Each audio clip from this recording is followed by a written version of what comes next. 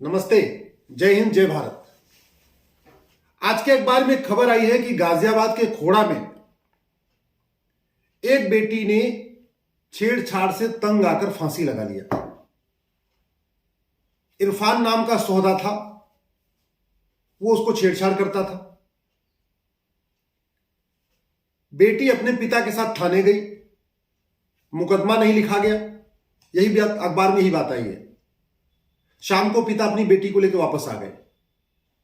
अब एक तो उनकी पूरी मोहल्ले में इज्जत खराब हो गई। वो थाने गए बेटी को लेके, तो जिनको नहीं पता था उनको पता भी चल गया होगा भाई बेटी थाने क्यों गई है, और वहां मुकदमा भी नहीं लिखा गया।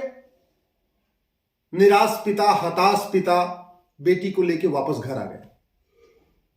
अगले दिन पिता और माता दोनों मजदूरी करने गए और बेटी ने आत्महत्या कर लिया। अब आप खुद सोचिए, इस बेटी की हत्या के लिए कौन कौन जिम्मेदार है? क्या अकेला इरफान जिम्मेदार है या पुलिस भी जिम्मेदार है? और यदि इरफान जिम्मेदार है तो इरफान को सौदा बनाने वाला, इरफान को इस तरीके गंदी हरकत सिखाने वाला कौन है? और पुलिस जिम्मेदार है तो पुलिस इतनी निष्क्रिय क्यों है? पुलिस वीआईपी के फोन आते तुरंत एफआईआर करती है। जहां एफआईआर नहीं करना होगा वहां भी सांसद विधायक का फोन आएगा तो एफआईआर हो जाएगा। लेकिन एक गरीब, एक लाचार पिता अपनी बेटी के साथ थाने जाता है तो उसकी एफआईआर नहीं लिखी जाती। एफआईआर न लिखने का मूल कारण है घटिया पुलिस एक्ट, जो अंग्रेजों ने 1861 में बनाया था। मैं बार बार कह रहा हूं, डॉक्टर कितना ही अच्छा हो, जब तक दवा नहीं अच्छी होगी बीमारी ठीक नहीं होगी।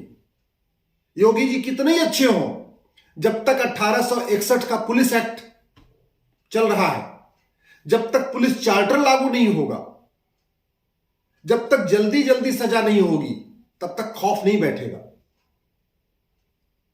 कुछ लोगों का बुलडोजर से घर गिरा देने से पूरे हर जिले में, हर क्षेत्र में खौफ नहीं बैठेगा।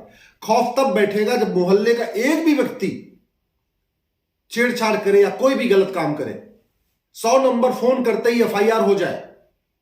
15-20 मिनट के अंदर, 1 घंटे के अंदर पुलिस वहां आके उसको गिरफ्तार कर ले। 2-3 महीने के अंदर उसकी चार्जशीट फाइल हो जाए, साल भर के अंदर उसको सजा हो जाए, तब जाके खौफ बैठेगा। केवल कुछ लोगों का घर गिरा देने से, कुछ लोगों के बारे में चर्चा कर लेने से जमीनी स्तर पे अपराध कम नहीं होगा। अगर जमीनी स्तर पर अपराध कम होता तो आज ये बेटी ने फांसी नहीं लगाया होता। बेटी ने फांसी इसलिए लगा लिया कि वो पिता गरीब था, पुलिस उसकी सुन नहीं रही थी। और पुलिस क्यों नहीं सुन रही थी? क्योंकि पुलिस रिफॉर्म नहीं हुआ, 1861 का पुलिस एक्ट नहीं बदला गया। सांसद विधायक का फोन आएगा, मंत्री का फोन आएगा, तब एफआईआर दर्ज होगा। गरीब आदमी जाएगा तो पुलिस उसको धुतकार के भगा देगी। दूसरा, आखिर इस इरफान को ऐसी गंदी हरकतें सिखाने वाला कौन है? हम क्यों नहीं भारत में वैदिक शिक्षा व्यवस्था फिर से लागू करते हैं? हम क्यों नहीं भारत में सनातन शिक्षा व्यवस्था फिर से लागू करते? इस राइट टू एजुकेशन एक्ट को right to equal education act क्यों नहीं बनाते? क्यों नहीं 12वीं तक या 10वीं तक इस देश में सबके लिए एक समान सिलेबस लागू कर देते हैं? इस तरीके की चीजें पढ़ाई जाए जिससे वो अच्छा नागरिक बने।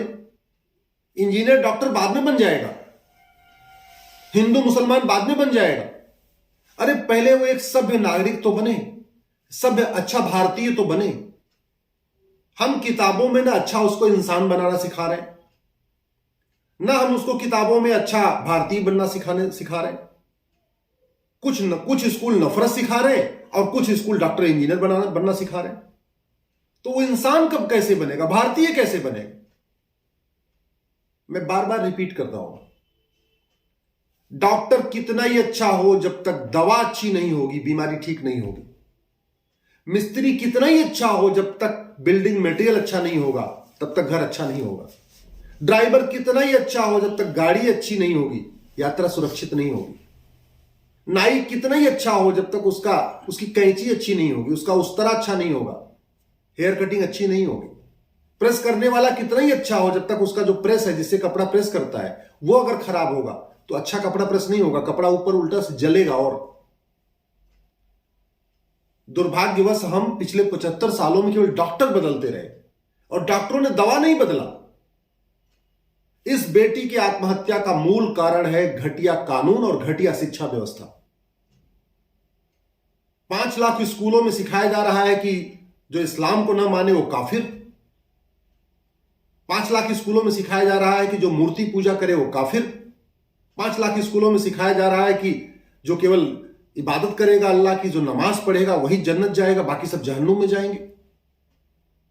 और 5 लाख स्कूलों में सिखाया जा रहा है कि केवल ईसा मसीह ही प्रेयर के लायक है, केवल ईसा मसीह की पूजा करो, उनकी प्रेयर करो, और कोई प्रेयर के लायक नहीं है। जो ईसाई बनेगा वो हेवन में जाएगा, जो ईसाई नहीं बनेगा वो हेल में जाएगा। यानी जो ईसाई होगा स्वर्ग में जाएगा, जो ईसाई नहीं होगा वो नरक में जाएगा।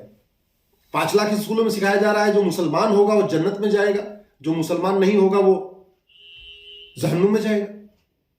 ये कहां ले जा रहे हैं इस भारत को? मैं फिर से कह रहा हूं, जब तक एक भी घटिया अंग्रेजी कानून है, जब तक यहां पुलिस रिफॉर्म नहीं होगा, जुडिशियल रिफॉर्म नहीं होगा, जब तक पुलिस की अकाउंटेबिलिटी तय नहीं होगी, जब तक पुलिस चार्टर लागू नहीं होगा, जुडिशियल चार्टर लागू नहीं होगा, जब तक फोन करते ही पुलिस आना शुरू नहीं करेगी और जो पुलिस ना आए उसके ऊपर कार्रवाई नहीं होगी, तब तक अपराध कम नहीं होगा। हालांकि इस विषय में तो पेपर में छप गया है, तो हो सकता है पुलिस को सस्पेंड कर दे 1-2 महीने के लिए, दिखाने के लिए, लेकिन होगा कुछ नहीं। वो दोबारा फिर बहाल हो जाएगा, फिर यही काम करेगा। प्लीज, यदि आपको मेरी बात ठीक लगी हो तो इसके बारे में सोशल मीडिया में लिखना शुरू करिए। हम फ्रांस से राफेल खरीद सकते हैं तो फ्रांस के अच्छे कानून क्यों नहीं ले सकते? सिंगापुर से हजारों करोड़ का सामान खरीद सकते हैं तो सिंगापुर के अच्छे कानून क्यों नहीं ले सकते? अमेरिका से हम मिसाइलें खरीद सकते हैं तो फाइटर जेट खरीद सकते हैं तो अमेरिका के अच्छे कानून क्यों नहीं ले लेते? आखिर फ्रांस में तो कोई बेटी आत्महत्या नहीं करती पुलिस के गैर जिम्मेदार रवैये के कारण। सिंगापुर में पुलिस तुरंत आती है, अपना FIR दर्ज करती है, पकड़ के ले जाती है। कोरिया में पुलिस आती है, पकड़ के ले जाती है तुरंत। वो गरीब हो या अमीर कोई फर्क नहीं पड़ता। अमेरिका में तो चाहे कोई भी हो, गरीब हो या अमीर, शिकायत करते ही पुलिस एक्टिवेट हो जाती है। आखिर अमेरिका में, फ्रांस में, चाइना में, बाकी देशों में FIR लिखवाने के लिए सांसद विधायक की जरूरत क्यों नहीं पड़ती? भारत में FIR लिखवाने के लिए सांसद विधायक की सिफारिश क्यों करनी पड़ती है? कभी सोचा आपने? सोचिएगा जरूर। जय हिंद, जय भारत।